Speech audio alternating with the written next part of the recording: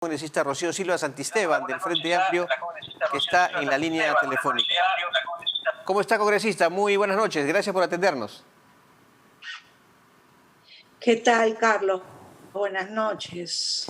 Bueno, ¿cuál es la evaluación que hace de toda esta situación de conflicto que hay en estos momentos en el país, básicamente en la región Ica y también en el norte del Perú? Y hemos tenido, además, una sesión de la Comisión de Economía que por momentos fue accidentada.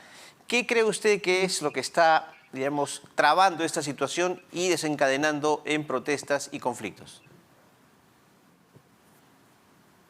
Bueno, sin duda es, por supuesto, una de estas situaciones es lo que nosotros no tomamos la decisión, ¿no? Los legisladores. Nosotros, digamos, tuvimos la oportunidad y debimos de tomar la decisión de aprobar la ley que no se aprobó el día domingo. ¿Ya? Y entiendo que hubo, digamos, idas y venidas, incluso, bueno, yo sí tengo mis quejas, digamos, de la presencia del Ejecutivo, porque en varias oportunidades nosotros les dijimos que si ellos podían tener una propuesta y ellos dijeron que no o sea, no tenían una propuesta concreta y nosotros estábamos caminando hacia una propuesta concreta sobre algo que era el núcleo nodal de ese proyecto de ley, el salario. Entonces, Ese era el tema nodal. Para usted, congresista, el Parlamento es en este momento el responsable principal de que la situación de crisis social vuelva a surgir. Bueno, también, por supuesto, parte de la responsabilidad creo que es la del Ejecutivo, ¿no? Ajá. Porque el Ejecutivo, digamos, el día domingo que estuvimos con Waldo Mendoza, con el ministro de Economía y también con el ministro de Trabajo, no se llegó a una posición consensuada. Ese fue el gran problema, ¿no? No se llegó a esa posición consensuada. Y además, entonces, perdón, congresista, había una comisión multipartidaria que ya había elaborado un texto sustitutorio, pero veíamos también a otras bancadas presentar proyectos alternativos y creo que esto fue en perjuicio del trabajo de la propia comisión, de la llegada a un consenso en el Parlamento. Lo que sucedió no fue que, digamos, las otras bancadas presentaron proyectos APP presentó una. Sino la misma Comisión de Trabajo presentó un proyecto alternativo. Alianza para el Progreso presentó una. Y entonces no había... Alianza para el Progreso presentó un proyecto alternativo. Yo presenté un sustitutorio solo para un artículo, 2 artículos, digamos, pero con el afán de poder solucionar el asunto, ¿no? Ajá. Pero bueno, la situación se empantanó nuevamente y finalmente pasó un proyecto que al final nadie estaba seguro de ese mismo proyecto y la mayoría votó en abstención, lo cual es terrible, porque, digamos, cuando uno vota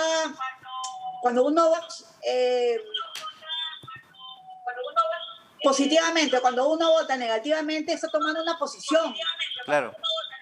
Pero ¿qué decisión está tomando? Está manteniendo la decisión en stand-by. Y lo que sucedió el día domingo es que la mayoría votó en abstención. Sí. Y entonces esa situación del dictamen era una situación extraña. Incluso, es más, hubo una cuestión previa. Y esa cuestión previa se votó y finalmente quien presentó la cuestión previa se retractó de la cuestión previa. Entonces, ha sido un día verdaderamente muy negativo para el Congreso, muy negativo para esta propuesta de ley y además... hoy día, bueno, hemos tenido toda esta información y lo que ha sucedido además en la Comisión de Economía, que han habido señoras que son representantes de los dirigentes y cuando estaban ahí, digamos, han recibido información de que sus amigas que habían estado días anteriores, también aquí en Lima, habían sido heridas con balines. Entonces se han puesto muy nerviosas, en fin. Otra cosa que nosotros hemos recibido también como denuncia es que en la zona de Barrio Chino, a las 7:30 de la mañana del día de hoy, entró la policía, pero al centro poblado, no donde estaba el piquete, sino al centro poblado. Y han tirado bombas lacrimógenas con la consecuencia de que eso ha producido, digamos, impacto en la población vulnerable como niños, niñas y adultos mayores, sobre todo en las niñas. He visto a muchas niñas llorando por el efecto de las lacrimógenas y eso ha alterado al centro poblado. Pero también, y otra cosa también... congresista, disculpe, pero también creo que en este caso ha habido exceso de ambas partes, porque también hemos tenido acceso a videos en los cuales se agrede a miembros de la Policía Nacional. En una situación de extrema tensión, creo que los excesos vienen por ambas partes, ¿no? Y además, usted ha corroborado esa información porque en la mañana su compañero de bancada, Lenin Checo, dijo que había fallecido una persona en Ica. Pero nadie ha podido verificar esto. Inclusive la Defensoría del Pueblo también dijo no tenemos nada al respecto, los sistemas de salud. Entonces, ¿es información que se ha podido verificar de parte suya? No, yo no he dado esa información. Yo he estado en todo momento en contacto con la gente de CODE-ICA, de la Comisión de Derechos Humanos de ICA. Ellos han ido al Álamo, ellos han estado en los 3 piquetes, han estado también en el centro poblado, han estado en la botica del centro poblado donde habían heridos, han ido a una zona que se llama Nadine Heredia, que también ahí decían que había una niña que estaba herida y no han encontrado nada. No, o sea, no han herido, sí, perdón, una niña que había muerto, decían. Y esa información no ha sido información corroborada. ¿Y tiene información sobre policías heridos? Tengo información de varios policías heridos. Tengo información de varios policías heridos con piedra, obviamente, con piedra. Y también hay información de que en el barrio chino, por ejemplo, la señora de la botica, porque el centro de salud estaba cerrado. Ya. El centro de salud no estaba abierto. Entonces, la persona que ha estado ayudando a los heridos ha sido la persona de la botica, la dueña de la botica. Y ella informó de que había atendido más o menos a 25 heridos, de los cuales 3 heridos quedaron en la botica, en el suelo, echados porque no podían caminar. El director de la direza de ICA llegó con una ambulancia y retiró a los heridos al hospital regional de esa zona. Muy bien. Heridos de ambas partes. Sí, bueno, eso es lamentable, ¿no? Y algo que me preocupa es también la presencia del ejército en la zona norte. ¿Por qué? Porque, como siempre lo suelen decir ellos mismos también, el ejército y los soldados no están preparados para controlar este tipo de situaciones que sí está preparada la Policía Nacional. Entonces, yo entiendo que se ha puesto al ejército para colaborar con la policía. Exactamente, pero, ese es el objetivo. Digamos, claro, pero eso tiene que ser bajo un régimen de emergencia policial, ¿no? Y el régimen de emergencia que tenemos es sanitario. Entonces, también esa es una situación un poco extraña que está en un libro. Perdón, estamos en una situación de emergencia. De emergencia sanitaria. No solamente sanitaria. De emergencia, estamos en una situación de emergencia nacional, entonces evidentemente hay una serie de garantías que en estos momentos no están vigentes, pero esperamos sobre todo, congresista, que aquí prime la tranquilidad, la calma, porque reitero, y esta es la información que ha recibido RPP, han habido excesos de ambas partes, ¿cierto? De fuerzas del orden hacia población y viceversa, manifestantes hacia miembros de la Policía Nacional, y tenemos por supuesto videos, ¿no?, en ambos aspectos, en ambos sentidos.